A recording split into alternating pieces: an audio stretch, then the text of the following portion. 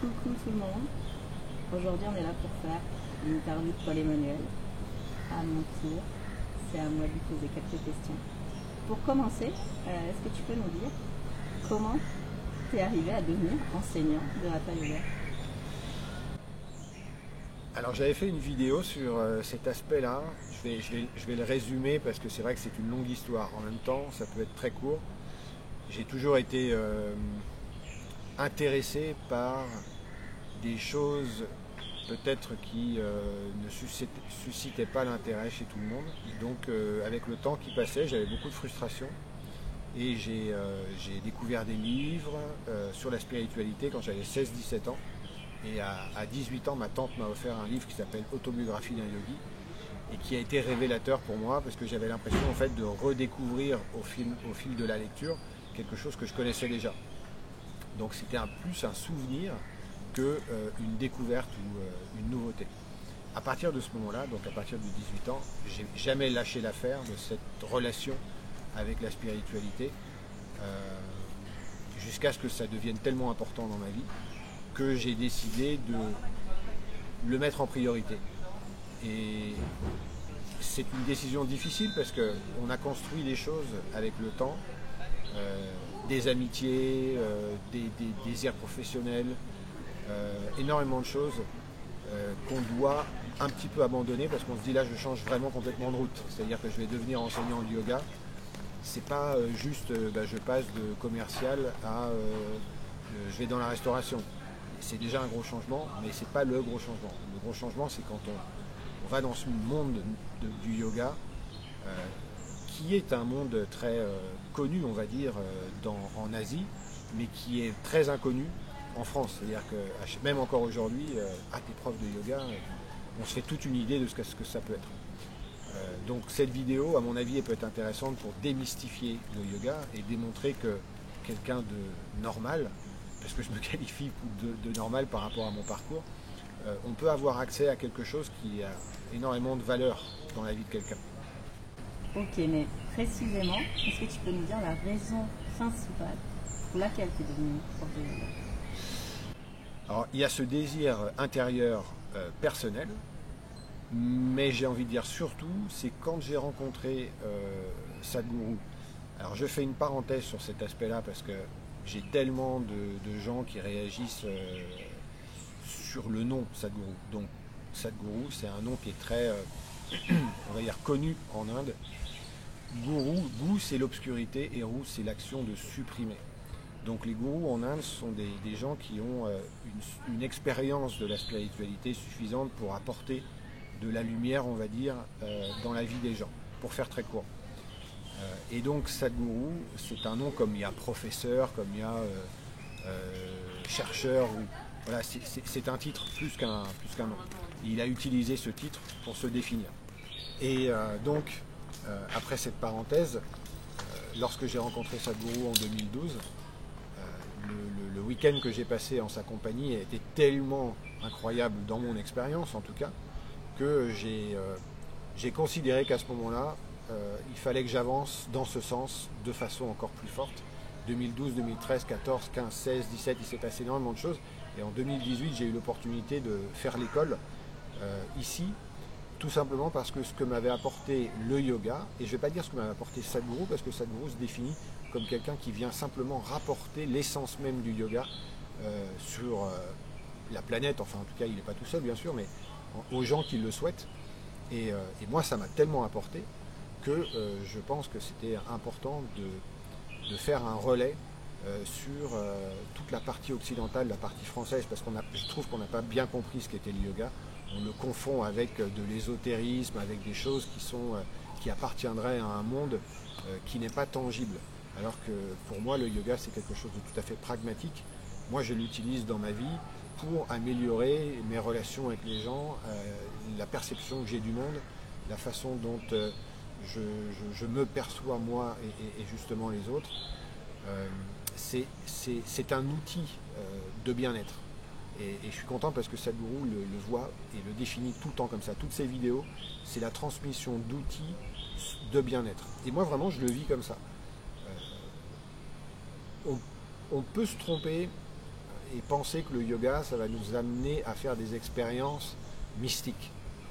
Ça peut arriver, sauf que c'est un, pas l'objectif, et deux, ça n'a pas d'intérêt en soi. C'est pas parce qu'on va faire un tour de manège de grand 8 avec des sensations folles que les sensations continuent quand on est sorti du manège. Donc ce qu'on cherche avec le yoga, c'est une régularité de bien-être qui est vraiment ancrée dans le monde dans lequel on vit.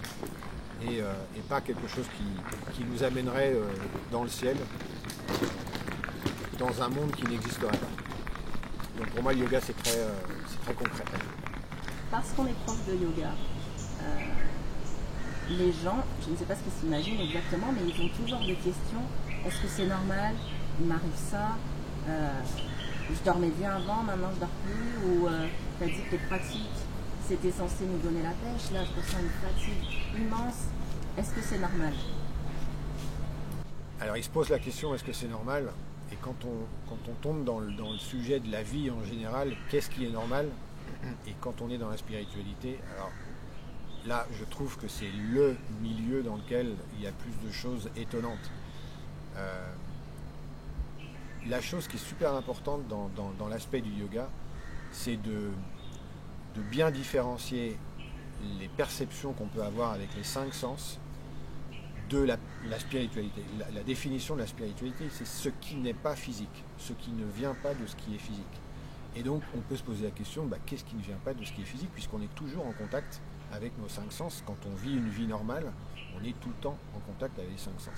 Il faudrait qu'on soit capable de fermer les yeux et de créer le calme vraiment à l'intérieur, se taire à l'intérieur de façon si profonde que quelque chose d'autre viendrait nous révéler cette existence justement non physique.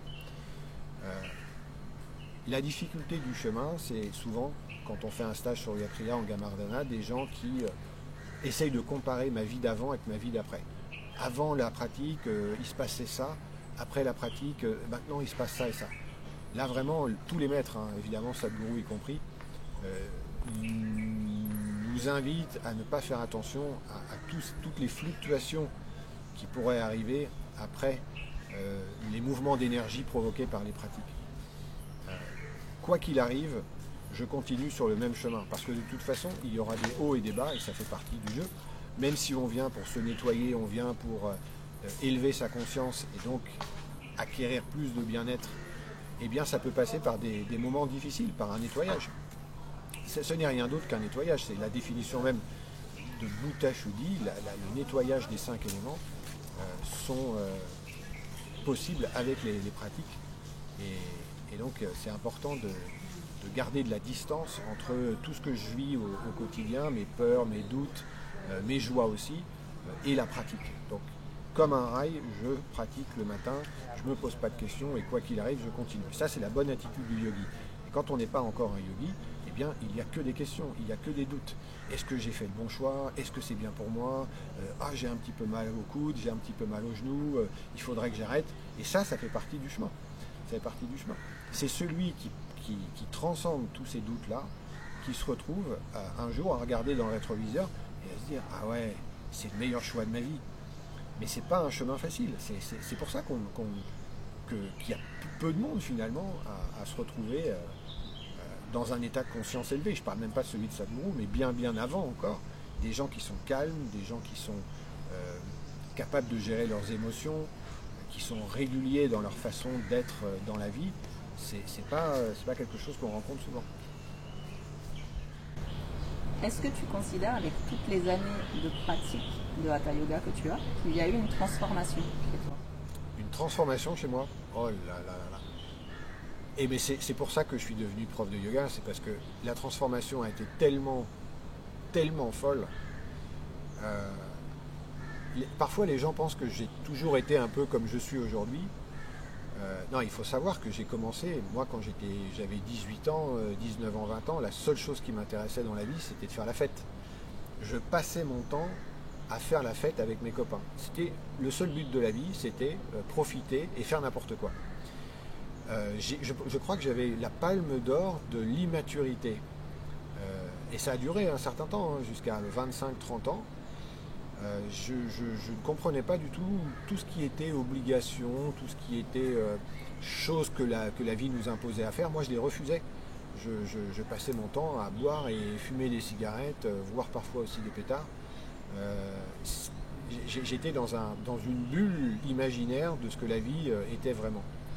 Et le yoga petit à petit, parce que ce qui est bien aussi, c'est que les choses ne se font pas le dimanche je suis comme ça, le lundi je suis complètement autrement. Les choses se font avec le temps et c'est vraiment nécessaire. Et c'est là aussi la difficulté de la spiritualité et du yoga, c'est le temps. C'est d'accepter que les choses peuvent se faire sur 5 ans, 10 ans, 15 ans et même 20 ans. Et aujourd'hui, je suis très content que ça ne se soit pas passé très rapidement, parce que j'aurais certainement encore plus souffert. Pourquoi? Je dis souffert parce que j'étais attaché à des choses, j'étais attaché justement à cet aspect de bringue qui m'a fait vivre pendant longtemps. Donc il a fallu aussi perdre des amis. Les amis que j'avais à cette époque-là, je ne les ai plus aujourd'hui, parce que j'ai fait le choix à un moment de faire autrement, de faire autre chose. Puis il y a tellement de choses. Il y a la relation que j'avais avec mes parents, la relation que j'avais avec des amis. Parfois je mettais sur un piédestal des gens parce que je projetais des choses sur des êtres humains. Ça pouvait être des professeurs, ça pouvait être des copains plus âgés que je voyais comme des mentors. Enfin, il y avait énormément de projections psychologiques. Et tout ça, ça a été nettoyé avec le temps. Vraiment, il y a eu une grosse accélération quand j'ai rencontré Sadhguru. Mais je ne sais pas s'il y a encore un point commun entre qui j'étais il y a 20 ans et aujourd'hui. Alors sinon que physiquement j'ai juste vieilli et que les gens me reconnaissent en étant Paul-Emmanuel, mais d'un point de vue intérieur, moi je ne me reconnais pas du tout entre il y a 20 ans et aujourd'hui, mais vraiment pas du tout. Et je n'échangerai pour rien au monde, même pas pour l'or du monde, si je puis dire, même 10 millions d'euros, même 100 millions d'euros, n'aurait aucune valeur contre le bien-être, la santé dans laquelle je me sens, aussi bien physique que mentale, aujourd'hui. Et surtout la perception que j'ai de la vie et les relations que j'ai avec les autres. Rien n'est fini, c'est toujours en chemin, bien sûr. Mais je suis arrivé aujourd'hui à un stade où je me sens beaucoup plus en paix que je ne l'ai jamais été. Et donc, pour moi, c'est pour ça que je suis encore motivé à me lever à 5 heures et faire mes pratiques et continuer, et toujours continuer. Parce que c'est tellement kiffant de se dire que dans 5 ans, dans 10 ans, je vais être encore une nouvelle version de moi-même. C'est juste top. C'est juste top. Et c'est ça que j'essaye de transmettre. C'est d'abord, il y a des outils, et deux, il faut ce courage, cette détermination et cette persévérance. Sans ça, il ne se passe rien. C'est ça le truc, c'est que quand les gens partent de stage sur les Kriya, par exemple, ils sont super contents. Mais ce qu'il faut, c'est qu'ils continuent à pratiquer et que quoi qu'il arrive dans chaque jour, je fais mes pratiques. C'est ça la clé, elle est là. Et en tout cas, moi j'ai eu cette force à un moment, mais parce que je souffrais tellement de ma connerie que ça s'est imposé à moi. Je me suis dit, maintenant il faut que tu arrêtes d'être aussi bête. C'est important que tu fasses tes pratiques. Donc je les ai faites et ça s'est amélioré. Et aujourd'hui, voilà, je transmets ça parce que ça n'a pas de valeur. Là, tu en parles en effet avec du recul et il n'y a que du positif qui en ressort. Oui, aujourd'hui. Ouais. Mais est-ce que tu peux, alors je ne sais pas si c'est rassurer les gens justement qui, lorsqu'ils sont sur le chemin et qui sont réguliers dans leur pratique, mais ne voient que le côté, comment dirais-je, il leur semble qu'il leur arrive que des problèmes. Tiens, je perds mon travail ou je divorce, justement mes amis, je ne sais pas ce qui se passe, j'ai l'impression de ne plus les comprendre, je suis en conflit avec mes parents. Donc quand ça arrive, à ce moment-là, on ne se dit pas, ah c'est génial, c'est pour être une meilleure version de moi-même, c'est difficile. Ouais. La première partie de l'évolution dans la spiritualité, c'est le nettoyage. Et ce nettoyage, c'est comme quelqu'un qui n'a pas pris de douche depuis 10 ans. Alors, on a du mal à imaginer ça. Mais la première douche, elle est horrible. C'est une agression, cette eau, ce savon, se frotter, ça fait mal. C'est certainement pas du tout apprécié. Comment faire pour rester motivé? je crois qu'il faut trouver... Moi, c'est pour ça que je dis que c'est la souffrance, le plus gros moteur. Le plus gros moteur de la spiritualité, c'est la souffrance. Quand on ne souffre pas, bah, tout va bien. Ou quand on pense ne pas souffrir, tout va bien. Quand on souffre, on va chercher on a des questions et on va chercher des solutions. Quand on a le courage d'aller sur le chemin de la spiritualité et des pratiques, eh bien, il va y avoir un certain nombre d'obstacles. C'est pour ça que justement le gourou, dans le bon sens du terme, hein, pas un illuminé qui ne sait rien du tout, mais quelqu'un qui a traversé ce chemin, qui a traversé le chemin dans la souffrance et dans la difficulté, et qui s'est élevé de tout ça, eh bien, lui va pouvoir nous guider de la meilleure façon. Parce que c'est impossible de le faire seul. Il y a trop de pièges. L'ego, par exemple, peut nous faire tomber dans tous les trous qui seront à chaque mètre. Donc, je change de vie, je perds mon travail, je divorce. Ce sont des situations qui arrivent même quand on n'est pas dans la spiritualité. Ce qu'il faut éviter, c'est de considérer que c'est la spiritualité ou cette découverte qu'on a faite il y a 6 mois qui nous amène à ce que la vie s'écroule. D'abord, souvent, les plus grosses évolutions viennent de choses dont on n'a pas conscience au moment où elles arrivent. C'est parce qu'on a traversé une grande difficulté que 10 ans après, on voit le bienfait de cette difficulté. Mais évidemment pas au moment où on est dans la difficulté. Mais ça, c'est la différence entre la maturité spirituelle ou l'immaturité spirituelle. Chacun son chemin. Et si les gens aujourd'hui considèrent que le chemin spirituel leur a apporté plus de négatif que de positif, alors j'en connais pas. Et s'il en existe, ce serait 0,1% ou 1%. Donc on ne va pas forcément faire trop long sur cet aspect-là, mais c'est comme tout dans la vie, hein. Quand on change de travail, on n'est pas heureux tout de suite dans les premiers jours dans ce travail. Il faut du temps, il faut s'acclimater aux nouvelles tâches, aux nouvelles responsabilités. Et c'est pareil, quand on découvre quelque chose de nouveau et qu'on commence à regarder à l'intérieur de soi, ben on y voit des choses qui ne sont pas très sympas. Mais ça fait partie du chemin, c'est normal. Il faut s'accrocher. On avait eu un message il y a quelques jours de quelqu'un qui était dans ce cas-là et puis qui dit « je me sens super mal, je déprime, je me pose des doutes sur ma capacité à avancer ». Mais ça, alors oui, je peux l'appeler un gros coup de motivation, ça va durer 15 jours, mais c'est pas ça la clé. La clé, c'est de savoir pourquoi on le fait. Est-ce que je veux me débarrasser de mes souffrances? Est-ce que je veux devenir un être humain plus capable, physiquement, mentalement, émotionnellement, et me sentir mieux? C'est la seule question. Si la réponse est oui, alors j'y vais. C'est simple en fait. Ben, je pense qu'on peut finir là-dessus. Ok, avec grand plaisir. On va manger? Allez.